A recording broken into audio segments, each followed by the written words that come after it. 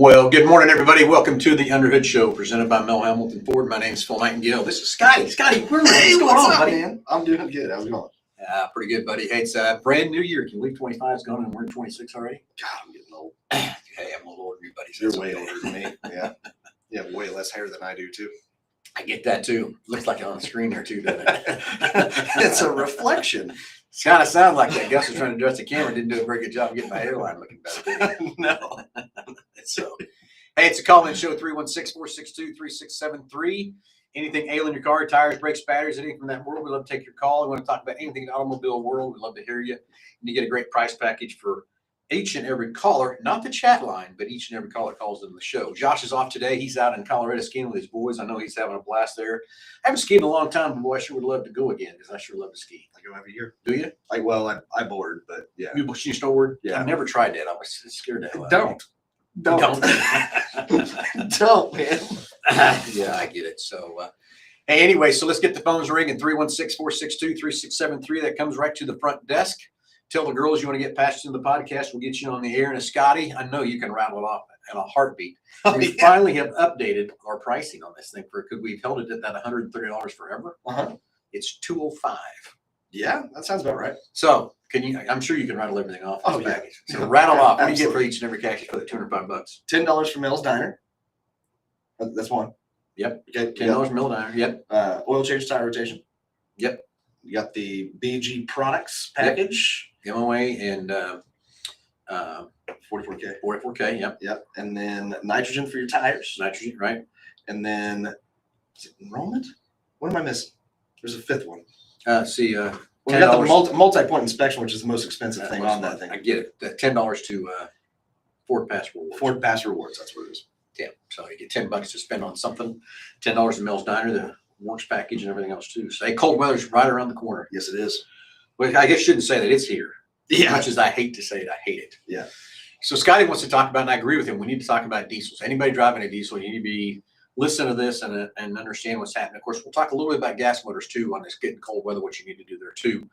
It's not quite as crucial in the gas motors, but there's a few things you want to do on the gas motors with the cold weather stuff too. Yeah. But the biggest thing with the diesels is everybody knows about them gelling up. Yes. And what that is the diesel fuel has a wax basically in it. Yes. And when it gets cold, it gels up. And when it gels up, guess what? You're going nowhere. But the worst thing about that gelling out today is with these high pressure pumps, when it starts gelling and that pump's turning and there's nothing getting to that pump, we're wearing the hell out of that pump and we're developing metal particles and everything else and causing all kinds of damage. So, Scotty, we've got some great products from BG that help with that. But in your experience and your time seeing all this time things, I know we've seen trucks towed in here right and left when it gets below 20 degrees. That's what I'm trying to avoid. Are you? Yeah, that's what I'm trying to avoid. I'm trying to save people money right now. That's what it's about. That's what we're here. So kind of go through some of your experiences, what you've seen and what you would do and help people understand why they need to make sure that I tell everybody when it hits 40 degrees, Yeah. you need to start putting that additive in. But there's also an additive in the from BGE that I still tell all my diesel customers, put it in year round. You don't have to worry about it because it keeps the lubricity in the pumps and all that kind of stuff too. But Scotty, rip on here about what you've run into and everything else. It's just that we are right in the middle of the country. And everybody north of us, the diesel fuel is different. They put additives in the diesel fuel north of us where it's a lot colder and stuff like that to help with this particular problem. But we are smack dab in the middle of the country. And so we have it seems like more than anybody, but at the very first time that it gets below 30 degrees, we have a line of tow trucks towing in diesels, and obviously you got a tow bill. Tow bill is what? $150, $200. Depending on what kind your truck is. Yeah, depending on how far away you are. Exactly. So you have that, and then you get it into the shop, and the shop with us, I mean, we're a busy place, and so it's not going to get in right that second. And so you have that downtime on the vehicle. Yep. You have all these other factors that are costing you money, and then all it comes down to is basically your fuel gelled up. A simple deal. A couple minutes in advance. Yeah. To do that, to keep that additive in your diesel fuel and stuff too. So you've seen minor repairs, Oh yeah, but you've also seen huge repairs. I have. with this stuff. The huge repairs are just strictly lack of maintenance. Correct. I've seen these videos. Here's again, you can YouTube about anything you want to go out there and YouTube and stuff, and they talk about all the carbon and everything these diesels are building up with these filters and the EGRs and all that kind of stuff and everything else too. Keeping that same additive in that tank will help keep that clean. Mm-hmm. But again, most of the time when you're seeing this, it's just a lack of maintenance. Yes. So when a diesel truck comes in, it also costs more to change oil in diesel. Yeah. Because of how much more oil and everything it takes. But the other thing I'm going to go down is the EPR for diesels. Mm-hmm. You want to kind of explain what EPR does for the diesel? No, I'm going to let you do that. Yeah, let me do that? Yeah. Okay. Come on, sir. You're the expert. I know. You're right there with me, buddy. I'm getting up there. Anyway, so let's talk about diesels. They run on high compression. Yes. They run on a high pressure pump. And I've lost track of how much pressure those things are generating now. It's like 40,000 PSI pressure on there. But diesel's known to blow black smoke. And we know that black smoke's putting carbon through those engines and stuff. But these new diesels run so much cleaner, so much nicer. Years ago, when you pull up to a diesel, you hear it just rattling like hell. That's because they were taking the fuel and they were pouring a whole bunch of fuel in it all at once, and it would just boom, clatter. Now they've got just where they're pulsing fuel in it all the time. So that's what's made these diesels so much more quieter. I still remember in 11 when they first come out with the 6.7. Oh yeah. They put it on the showroom floor, and we did the training on the new truck and everything. Yeah. He let that truck run the whole time sitting on the showroom floor to prove a point. Yeah. How clean it runs and everything else too. That was on 11. Think how clean they are now compared to they were on 11. Yeah. But you still got to maintain these trucks. And here's another big failure that I think everybody, I shouldn't say failure, maybe it's miscommunication, not understanding, whatever. We now have hour meters on these trucks. And I hope that's Gus dialing in doing something. Anyway, so we had hour meters on these trucks for a reason. Yes. These diesels now need to be, because a lot of these trucks fire up in the morning and never shut off. Right. We had a truck in here the other day, Scotty, and Josh was showing that to me. It had 900 hours on it since it was changed. Holy smokes. Key question, Noah. Only 2,000 miles. Yeah. So that tells you how much that truck's sitting there just idling. Right. So the rule is every 200 100. hours. Yeah.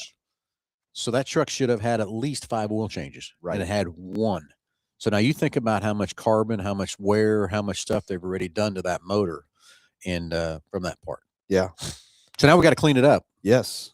And BG has got a great product called Engine Restore. Mm-hmm. And basically what we do, we pour that stuff in the oil before we change it. Mm-hmm. Now, this truck here is going to take several oil changes to get it cleaned back up, even if it does ever get cleaned back up. But think about how much life is gone out of that motor. Yeah. Gone. And the other thing is all these oil patches that have to run oil down through them to get to the lifters, to get to the rocker arms, to get to the pumps, to get to all that stuff. Remember, your oil, everybody thinks coolant cools your motor. Yeah, no. No, it does cool the engine oil. Your oil is what cools your motor. Correct. So if it can't get that oil into the right patches, the right places, we're overheating stuff right and left everywhere. Correct. So we're taking all kinds of life out. So this Engine Restore stuff, we poured in before we change the oil. Run it 15 minutes. Sometimes maybe need to run it longer.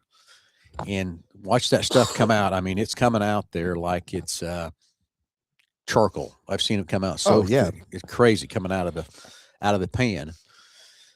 And then we top it back off with good, clean, fresh oil. And then we throw in some diesel motor oil additive, and off we go. And that's still, that engine is going to get so much more life out of if you do that. I'm telling everybody, I don't know where you're setting your standard at, Scotty, but when a new car comes in, I'm starting EPRs at 15,000. Where you starting? Okay. No, that's about right. Okay. Yep, I agree. Diesels, if you've screwed up and went too long over the 200 hours immediately after, and then after that, after a diesel engine, you've got to do it every time, in my opinion. Oh yeah. I've seen the craziest thing on diesel engines, and I know you've seen it too, but with that additive, with that EPR, if you see a diesel engine that has never used it before, every single time you do an oil change, 5,000 miles, 200 hours, whatever, it's dark as night. But whenever you use that EPR and you do it every 5,000 miles, it's crazy because you'll see clean oil whenever you change your oil. And no matter what you do, that engine is going to develop carbon. It's going to develop deposits and everything else like that, and keeping that in there. So now the next thing is putting that stuff in the fuel tank like we talked about. Yeah. from BG. Every fuel tank is what I tell. My son Jake, he argues with me back and forth about, taking that delete the exhaust off of it, deleting the EGR off of it and stuff. And the problem with that is what happens to these trucks when they do that is then you got to put a tune in it Yes. to make the computer do what it needs to do, because it doesn't know that the diesel exhaust filter is there and it doesn't know that EGR is there. So you got to put a tune in it. But then what everybody does is they tune them up. Mm-hmm.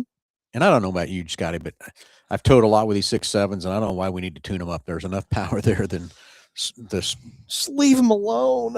Exactly. Just leave Maintain 'em. alone. Just maintain them is what you need to do. Everybody gets all mad when a sensor goes off or something like that, and you got to fix that part of it too. But I'm with Scotty. Leave it alone. It's designed that way. It's supposed to be that way.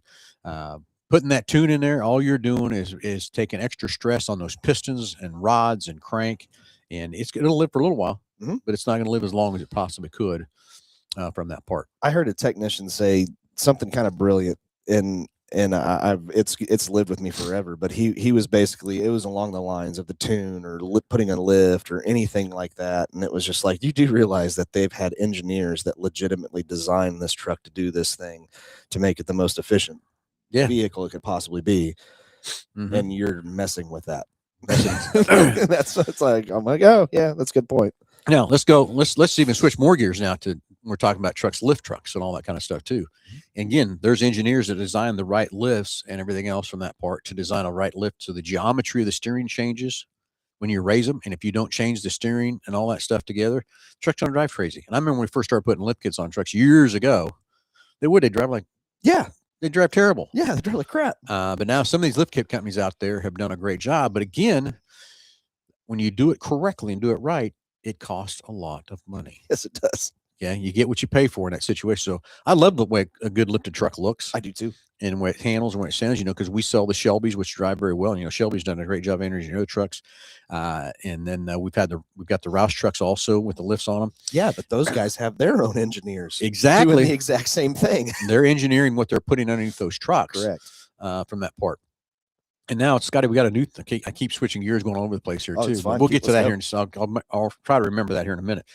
But lifting those trucks up, making them look good, putting those big wheels and tires on, I think it looks great. Yeah. I mean, it does look cool driving down the road, but just make sure you get a quality lift. Overcompensating for something. Okay. Yeah. Get that too. Very much so. But we went all over the place from diesel fuel additives to diesel oil changes. Now we're in the lift kits and bigs and tools and tires, because there's all kinds of stuff we do with these trucks and stuff too. So anyway, 316-462-3673. Scotty, we're running everybody off. Nobody wants to call us. Maybe nobody's up and live yet. That's possible. It's a chilly day this morning. Yeah. It's 32 degrees out when I rolled in here. I've never told you how much I hate cold weather. I love it. Do you? Yeah. I belong on a mountain, Phil. Yeah. Yeah. I get it. Yeah. Everybody's got different opinions, what they like and everything else too. I'd much rather sweat than freeze though. I know, but you keep me here, so I can't go. I get it. So anyway, hey, we'd love to hear from you. 316-462-3673. Anything ailing your car, tires, brakes, batteries, and you want to talk about these diesel trucks from that part, love to hear from you. But just make sure you diesel guys, you're putting some additive in your truck. Please come in and see Scotty and get the full BG meal product, as I call it, and get the additives that you can put just per can, per tank full, and put it in every tank year round, just to keep that truck clean and maintained. And that stuff that BG puts in, when you put it in the fuel, when it goes through there, it's going to start cleaning that carbon out of there and keep it clean. Yeah. And then do the BG engine restore each and every oil change after 15,000 miles on that diesel, and keep them things tuned and running, because they do take a lot more maintenance and stuff too. You can't just drive them forever. And I'm telling you, if I was a diesel owner today, I wouldn't look at the miles on that truck. I'd be looking at the hours on that truck. And when it hit about 150 hours, I'd be changing it. Yeah. Oh yeah. It's kind of like my diesel engine in my generator on my race trailer. Its recommendations every 200 hours. Yeah. But you know how often I change it? Probably every 125. 100. Every 100. Okay. And it gets an EPR every service on that 100 hours too. I'm not shocked. Yeah, I'm not shocked either, right? But yeah, so hey, Delbert Alt's calling in. I think Delbert's got his cars in at Quick Lane. He's Bronco Sports, drove up from Oklahoma this morning. So thanks, Delbert, for coming and seeing us at the Quick Lane this morning. So anyway, so now we've switched on the diesels. We got that. So now let's switch over to gas cars. Yeah. Everybody, and I know we've talked about this on many shows. Some of you might have heard this, maybe some of you haven't.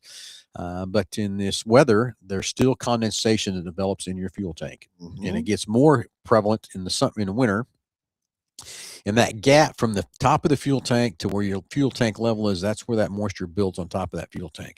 So when you drive and it sloshes and picks that fuel up and that water is heavier than fuel, it's the bottom of your fuel tank. That's right. Guess where your fuel pickup is for your fuel? It's right at the bottom fuel tank. So, and then if you get that water sloshing around, sits there and overnight freezes, you can have it very quickly no start. Mm-hmm.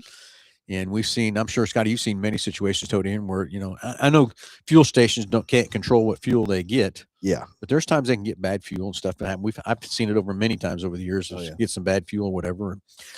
But BG's got another great package called Fuel Dryer. Mm-hmm. And keeping that fuel dryer in there. And I'm telling you again, once it hits 40 degrees, I'd be putting that in at least every other tank of fuel. Yeah. It's a simple, I don't know how much that stuff costs. $10, I think. Something. Yeah, like it's not very expensive. Now you can go buy some cheaper stuff. I agree, but you get what you pay for. Yeah. And BG has a great test of testing that stuff. And basically, you take a little bit of water, about this much in a test tube, and then fill the rest of it up. You know, about 90% full of fuel. Shake it up again, and the water will be at the bottom. And then you can pour some of their fuel dryer into that test tube, and you can take another one of the products that's kind of like theirs and put it in there, shake them up, and the BGs will mix everything together and let it burn. Mm-hmm. The competitors' products turn it to a milk. Yes. So if you ever want to see that demonstration, I'm sure we can get the BG to do a demonstration. Throw that through your fuel pump. Yeah, how's that going to go? No. So anyway, if you need some good fuel dryer, again, once it hits 40 degrees on a gasoline car, and again, even year round, you should keep that car on the top half of the tank. The reason for that is that fuel pump's sitting there in that fuel, mm-hmm. and that little electric motor. Now we're running 40 to 50 pounds of pressure on these fuel pressures on these tanks, and those pumps, that fuel is cooling that motor, mm-hmm. dropping it down lower, keeping that motor out of that deal. You're keeping that motor hotter from that part. So a lot of great BG products we can help you with to keep your car running through the wintertime. And like Scotty says, he's here to help save you money, not spend your money. But we'll spend your money. I still go back to that. You're probably too young to remember the commercial, frame commercial, pay me now, pay me later. Oh, I mean, I've seen the commercial. Was I too young? Yes. Just kidding. No, you're not. So anyway, so 316-462-3673. Love to hear from you. Got a great price package. We're at over $205 just for each and every caller calling in, and love to hear from you. Anything ailing your car, tires, brakes, batteries, or anything you want to talk about these diesel trucks we're talking about, or anything in the winter time wishing you were different. Give me a good cold story. Give me a good story whenever you were out on the road and it was colder than hell and you had car trouble. Give me that. I'll take that. Yeah. So let's get that on the phones. 316-462-3673. Numbers right there on the screen. Tell the girls that comes into the front desk here at the dealership. Tell the girls you want to get patched in the podcast. We'll get you on the air here. Let's hear about your most, how do we say, frightening car experience of getting stranded or broke down or whatever might have happened to you from that part. Yep.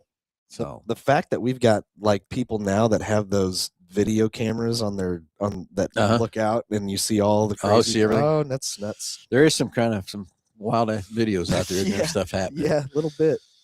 Thank you for those people that do that, because you give me entertainment for hours.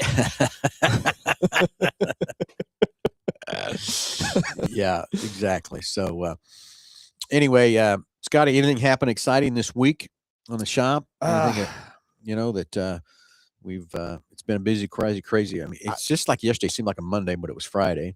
I mean, the main reason why I wanted to talk about the diesels and stuff like that, obviously the cold weather's coming in, but you hit on it immediately whenever you were talking about like idle hours and stuff like that, because I had one that was a kind of a ridiculous one too. I deal with a lot of fleet customers, and so most of the diesels that I deal with are, we'll call them heavy idlers. Yeah, that's mainly what they do. And the lack of maintenance related to like idle hours is absolutely astonishing.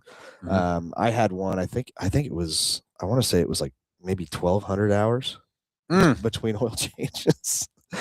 And yikes. And naturally they had engine lights on and they had all kinds of other stuff. And we even took a sample of the oil and it smelled like, it smelled terrible. It almost smelled like it was mixing with fuel because it was just that beat up. And so it dawned on me when I came in here and I sat down. I'm like, God, I just want to help these people. Please get them to change their oil more often. you know, it's the best insurance on that part. And you know, when you start thinking about you know, heck, gasoline engines now on the F-150 motor stuff like that's 10 grand. Yeah. You take a diesel, you're close to 30 30. grand to replace a diesel engine, and trying to take better care of that to spend, you know, diesel oil change $200. Yeah. You know, and spending $200 every 200 hours to maintain to keep $30,000 motor alive.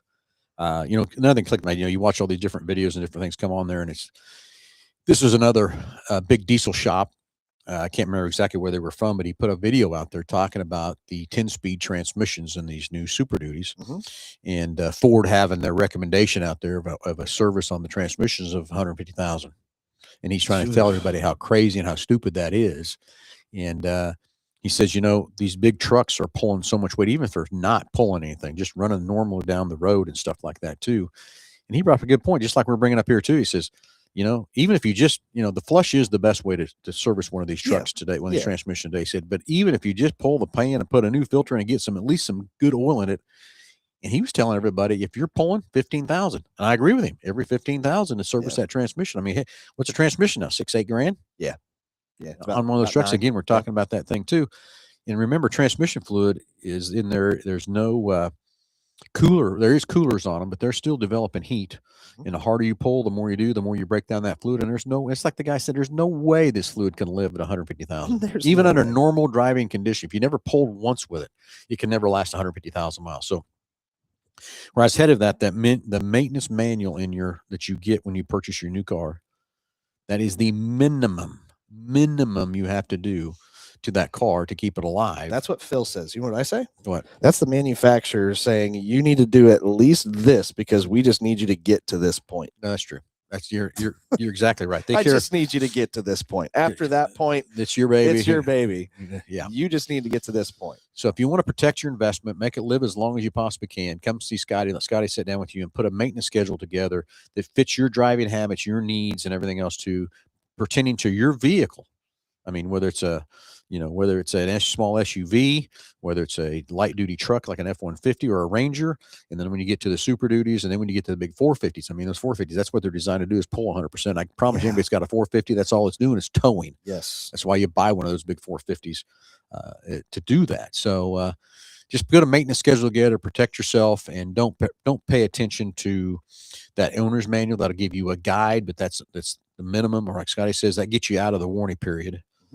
Is all that Ford cares about is whether you're going to get through that warranty period. That's why they put that 150,000 miles. I like to find that engineer and just wring his neck. Trying to tell me that something can go an oil can go 150,000 miles without a change. I still see it today with engine oil. You got, I mean, you still have advertisers that are sitting there saying like go every 10,000 miles for oil changes. What they don't understand is there's not a filter out there that can filter that oil for 10,000 miles. Can't happen. I don't care how good a filter you put on that thing or whatever.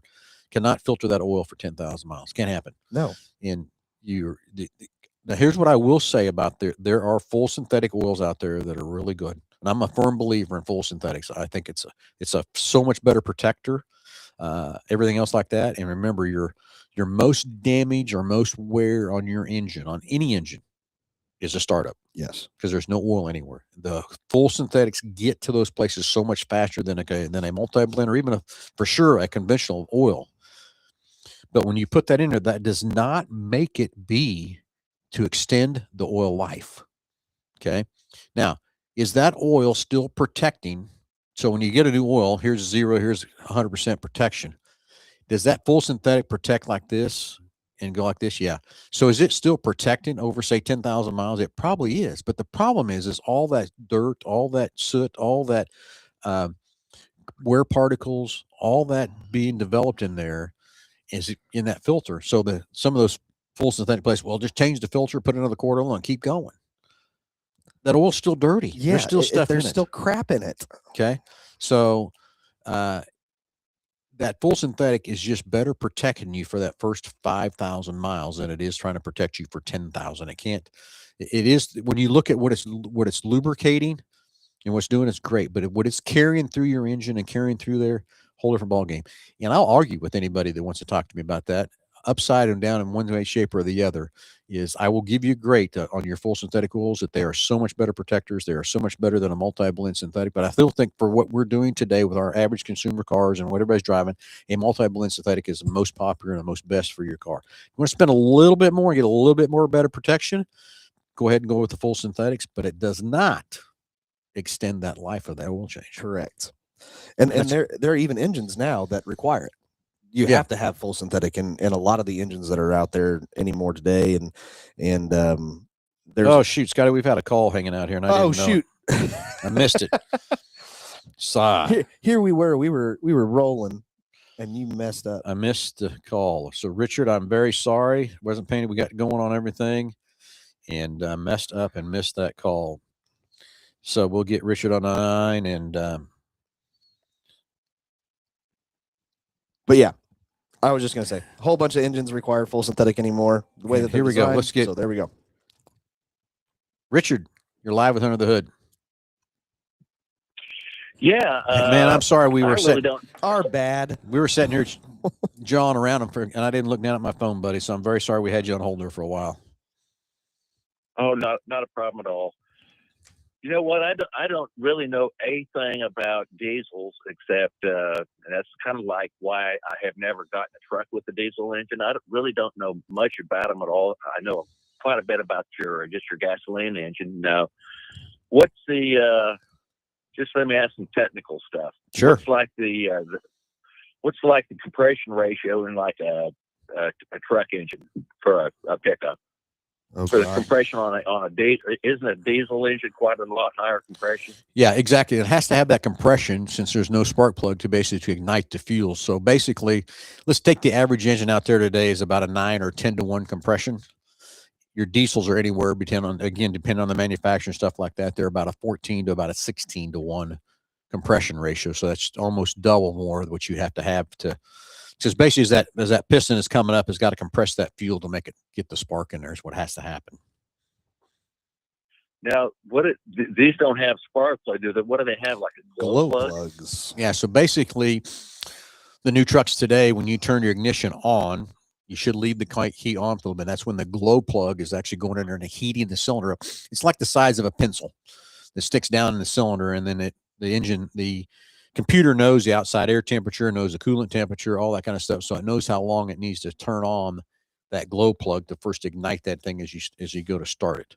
And again, if you just start cranking and cranking and cranking, you're going to crank a lot longer instead of just letting that thing, especially in the cold weather, letting that glow plug sit there for 3 to 5 seconds and then hit your ignition key.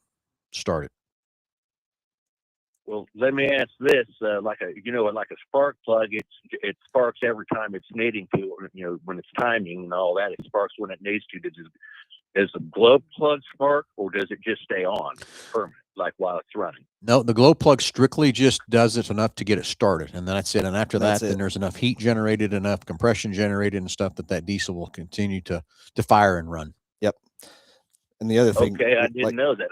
I thought. Yeah, I didn't know that. I thought it was like on all the time or something, but that's just to get it started, and then it just continues to run after that. Yep. Correct. Scotty, you were getting ready to say something there. I was just gonna say, like, the difference in fuels, like you have gasoline. Gasoline is extremely flammable. Diesel is flammable, but it's not even close. Like you can light a match around like gasoline and it'll catch. Diesel is a lot different than that. They're different properties, and so the diesel engines run significantly. I mean, they're kind of similar concepts, but they're a little bit different. Okay, well, back in the older days when you had a carburetor car, if it was out of tune, it would kind of what they call dieseling. So if you got a diesel truck and it's got nothing, what is the means for shutting it off? Do you shut the fuel off on a diesel truck? Is that what gets it to stop? Yeah. So basically, when you talk about those carburetors back in the day, now you're talking my language back in my day when I was wrenching on cars. But the dieseling, what would happen there is the engine was running too fast. Even though you shut the ignition off, it was still pulling the fuel out of the carburetor because pistons were still running, and it would still pour more fuel in there. There was still enough heat in the cylinders. It would just keep running until it ran out enough heat there to stop it because the spark plugs weren't working. That's the same kind of thing on a diesel today. Is it's running, but as soon as you shut the key off, you're shutting the fuel off, so no more fuel is going into that cylinder. Does that make sense? Yes, Yeah. It does. Yeah. Now let me ask this: what's the comparable cost of on maintenance between say you got two trucks, F-150 trucks, and you got one with a diesel and one with a gas engine? Is it quite a bit more to maintain a car with a diesel engine as far as maintenance goes and all that? Yes. Yes. I'm going to say double. Yeah. It's going to double cost your factor to maintain a diesel versus a gas motor, just because there's so much more oil in them. Yep.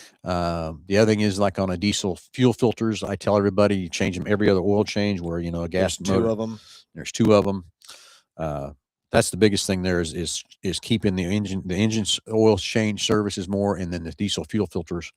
But again, changing those diesel fuel filters is just crucial to keep good, clean fuel running through everything, to not make anything abrasive or anything get through there either. And I think Phil may or may not agree with me on this, but if you're not consistently pulling something, if you're not consistently doing highway driving, pulling something behind you, there's nothing that an F-150 3.5 Eco can't do for you.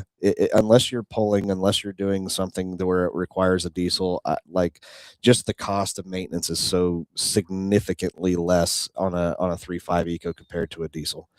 If you need a diesel, you need a diesel. But if you don't need a diesel, it's just more expensive. It's just more expensive. And here's kind of the rule of thumb I tell people when they come in to buy the trucks today is our gas motor in our Super Duties is a pretty good gas motor. We have two of them that we offer that are very, very close. And I never understand why we had a 6.8 and a 7.3. And the answer to that is, why we have two gas motors is the company that makes the 7.3 for Ford and the gas motor couldn't produce enough engines. That's why we had to go to another manufacturer to get to the 6.8, and they're very close and identical. There's just like 30 horsepower and 30 pounds of torque difference in those two motors. Then you've got the 6.7, and then you got two options in the 6.7. You've got the regular 6.7, and you got a high output 6.7. And kind of what I tell everybody, if you're pulling, I know you need if I'm pulling over 8,000 pounds, I want a Super Duty. Okay. I don't want, even though an F-150 is rated to pull that much, that's just about tops of any F-150 that I want to pull is about 8,000. So then you're going to go to a Super Duty after that, in my opinion, from 8,000 to 15,000. Our gas motors will do just fine at pulling anything under 15,000 pounds. And then if you're going over 15,000 pounds, that's when I think you need to put a diesel behind it to be able to give you more power and more things that you need to have from that part too. Okay.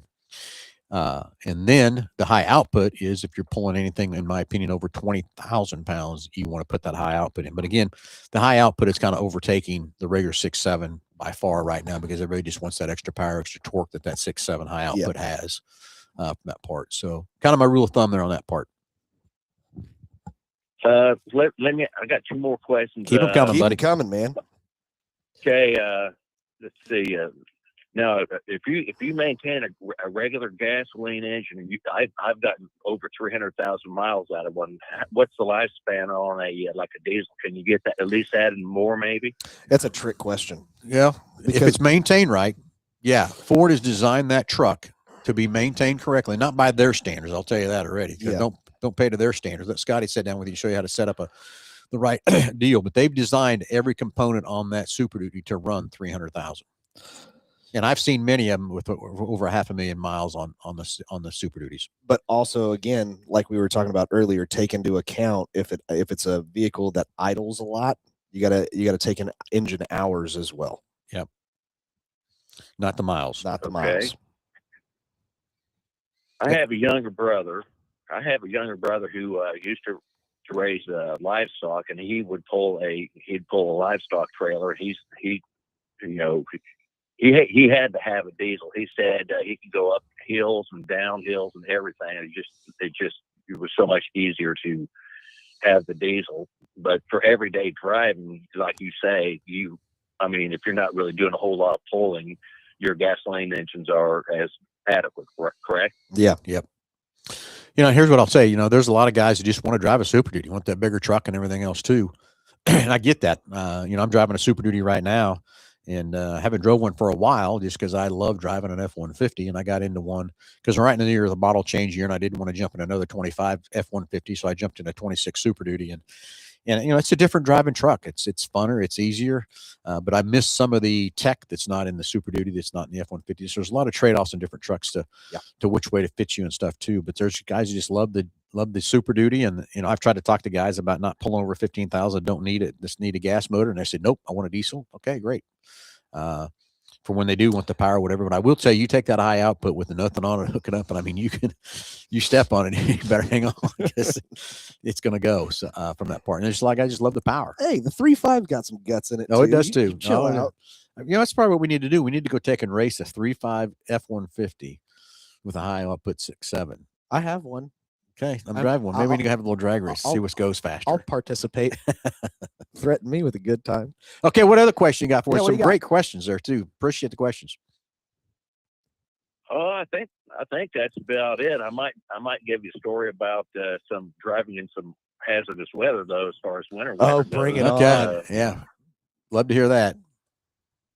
Well, several times I drive from here to Arizona, specifically Tucson or Phoenix, and like one time I was driving from here, and then I'm in New Mexico. That's where I stopped first, and then from New Mexico you can usually make Tucson or Phoenix.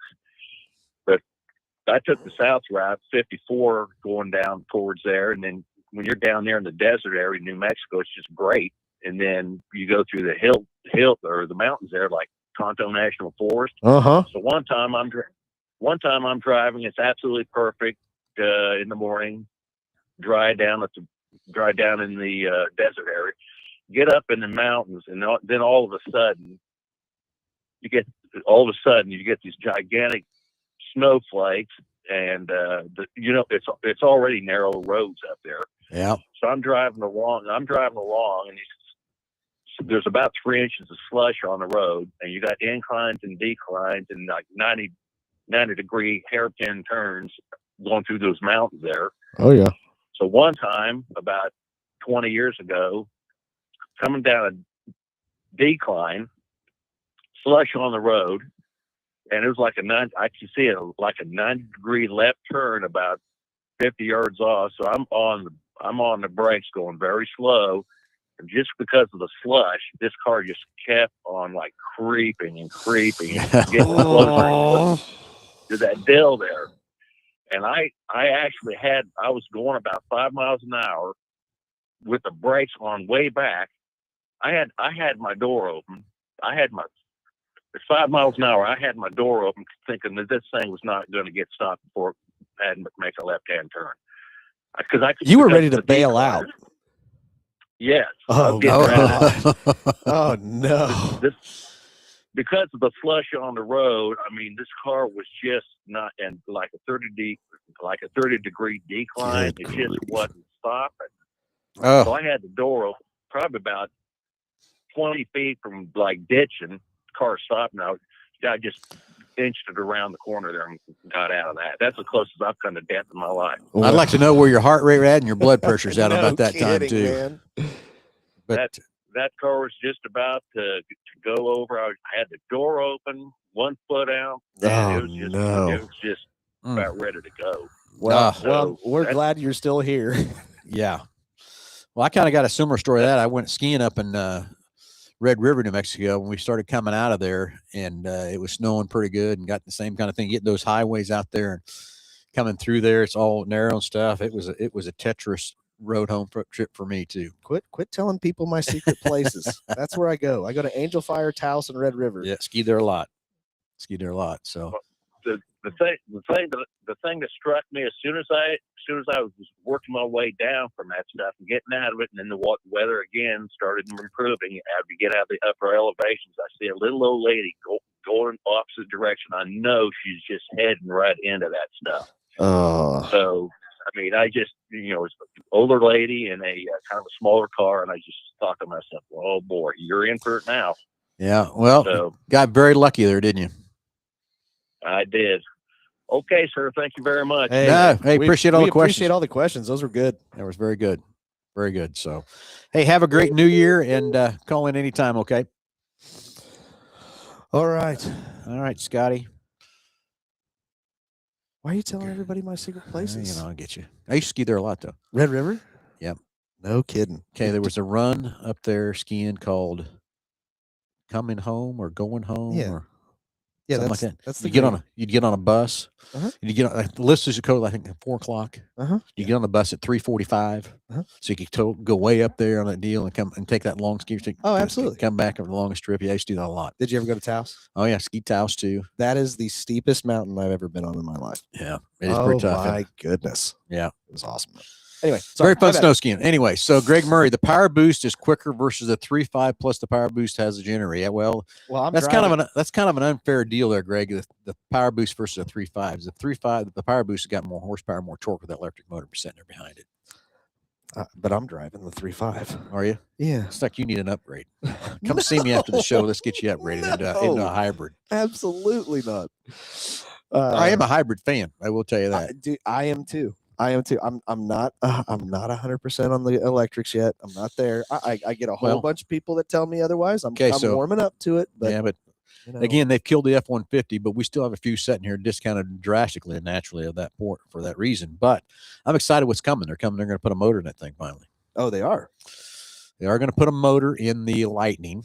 They're going to keep the electric motors on them and all that kind of stuff too, but put a motor in there so it can generate the battery, not have to plug in. You still can plug it in too, but selling 700-mile range with That's what I'm that talking gas about. motor. So now you still got the best of both worlds because that torque, that instant torque of electric is Yes. so much fun. Yes, but that's exactly. I didn't know that. You were giving me brand new information. Yeah, it's I coming. am Don't know I'm when ex- exactly I'm when it's excited coming or for it. whatever, but again, the electric truck has its niche market. There's a space for it and everything else like that part. Yeah. I drove when they first come out, drove over 2,000 miles, driving back and forth. Never had a problem with range, anything else like that part. But again, if you're going to go on a longer trip, you just got to plan better for that trip and that sort of thing too. And that's kind of the big thing with me, I guess. And it was still somewhat newer technology, and you still are going to have a lot of people that are still kind of nervous of getting into that new technology right out of the gate. Yep. But now it's developing. Now it's getting better. And the more I see the Mach-E's and stuff like that are on the that are driven by people that work here. Yeah. And they love We've them. got a lot of employees driving them. Oh yeah. Delivering love one today to another employee, getting her second Mach-E today. Oh, no kidding. Today, yeah. So as soon as we get off the show, she should be here and take delivery of her second Mach-E. She loves it and works perfect for her driving habits and stuff like that too. And it's just everybody's just got to get over the range anxiety. That's Yes, all it is. That's exactly what it is. I wonder if someday they will take and put a gas motor in the Mach-E too. Maybe. I don't know. But you know what I think it comes from? You know why we have this distance anxiety Why? thing? Our cell phone battery indicators on our phones. Yeah. I'm Exactly. dead serious. I think you're exactly right. My wife gets freaked out. She's down to 60%, thinks she needs a charge, That's exactly what I'm saying. but you only use 40%. You still got 60 to go. You're okay. You're okay. But that's the thing, because I have it too. Whenever I look down at my phone and it has like anything less than 75%, I end up having to charge that. It's thing. just it's a natural, just a habit. Yeah, it's a Yank habit. that thing in there, right? And so we're sitting there looking at this battery that's an indicator in our car, and we are just get so much anxiety for going, holy crap! I'm going to be out of juice. I'm going to be out of juice. I'm going to be out of juice. Yeah, that's exactly right. Yep. We did it to ourselves. Yeah, it is. So anyway, Scotty, we're about running out of some time here. It's been fun hanging out with you. Thanks for Yeah. hanging out. Josh is out in Colorado skiing, which I'm sure that's where you'd rather be than sitting here with me. I don't know. I kind of like hanging out with you. You're Do you? okay. Yeah, you're all right. You're So, you're a good time. anyway, everybody, welcome to 2026. It's going to be a great 2026. Everything's going to be great and fun. It's going to be a great year. So everybody, thanks for tuning in. Thanks for watching. We'll be back live again next Saturday at 9 o'clock for another show of Under the Hood. And bring your questions and stuff and get the great price package. About over $205 now instead of the $130 we used for so long. I kept telling Josh we got updated. We finally sat down and took some time and updated to $205 just for each and every caller. So congratulations to God dang Greg. Oh, Richard, get the caller package. So he had some great questions. he though, you know? did have a whole bunch of good questions. Great questions stuff too. So I was just sitting here looking pretty. I let you just go ahead and take the reins on that. Thank you. Yeah, Appreciate You that. bet. That's what I'm here for.